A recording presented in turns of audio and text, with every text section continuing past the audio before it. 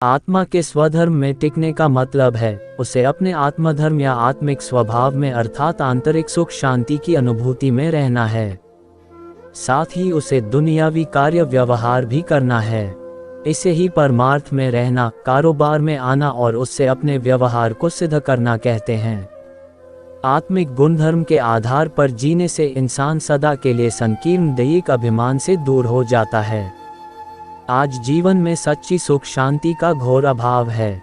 व्यक्ति आंतरिक सुख शांति को अपना स्वभाव बनाने की जगह भौतिक सुखों के ही प्रभाव में है। लगता है कि लोग सुख शांति में जीने के बदले सुख शांति के ही लिए जी रहे हैं। उसे पाने के लिए रोज कड़ा संघर्ष कर रहे हैं। जीने की राह को ही उन्होंने मंजिल मान लिया है। खुश रहने के उपाय को ही जीवन का लक्ष्य बना दिया है। अक्सर लोग पूछते हैं, उनके मन को शांति कैसे और कहां से मिले। ये सवाल आत्मज्ञानी का नहीं बल्कि देह अभिमानी का है। जो देह के अभिमान में है उसे आत्मा का सही परिचय प्राप्त नहीं होता। उसे नहीं पता कि शांति तो अपनी आत्मा का स्वधर्म ही है। हमारी अंतरात्मा मूल रूप से शांति स्वरूप है।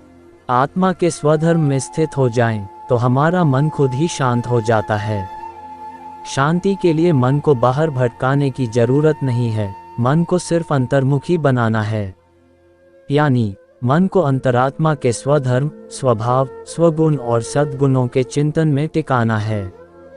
आत्मा के स्वधर्म में टिकने का मतलब है उसे अपने आत्मधर्म या आत्मिक स्वभाव में अर्थात आंतरिक सुख शांति की अनुभूति में रहना है। साथ ही उसे दुनियावी कार्य व्यवहार भी करना है। इसे ही परमार्थ में रहना, कारोबार में आना और उससे अपने व्यवहार को सिद्ध करना कहते हैं। आत्मिक गुणधर्म के आधार पर जीने से इंसान सदा के लिए संकीर्ण दैहिक अभिमान से दूर हो जाता है। जीवात्मा जब शरीर से अलग हो जाती है तो कहते हैं कि व्यक्ति की मृत्यु हो गई। लेकिन इस मृत्यु से पहले भी हमें बहुत सी चीजों को खत्म करना होता है। देह का अभिमान, मनोविकार, काम, क्रोध, लोभ, मोह को भी हमें मृत्यु देनी होती है जो जीते जी ही हो सकती है।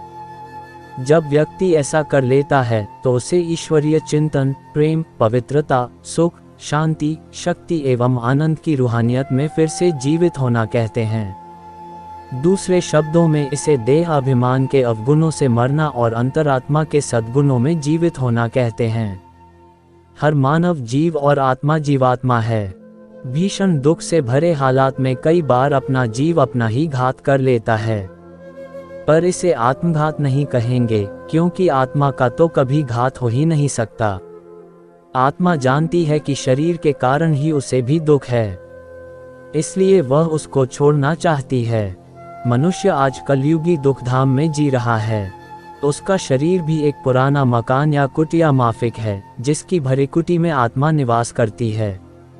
उसे आत्मा का तख्त यानी अकाल तख्त भी कहते हैं। जैसे तख्त के ऊपर बैठकर शासन चलाया जाता है, वैसे ही मनुष्य आत्मा शरीर के भरी कुटी रूपी तख्त के ऊपर विराजमान होकर मन, बुद्धि, सूक्ष्म संस्कार और स्थूल कर्मेंद्रियों के ऊपर राज करती है।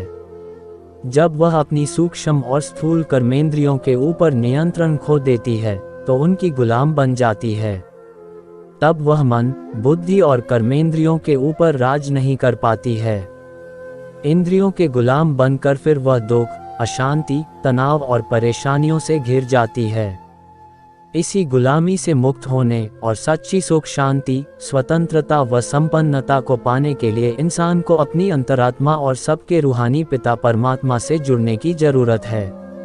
मन बुद्धि के माध्यम से परमात्मा से जुड़े रहने की सरल और स्वाभाविक प्रक्रिया को ही सहज राजयोग कहा जाता है, जिसे कोई भी, कभी भी और कहीं भी अनुभव कर सकता है।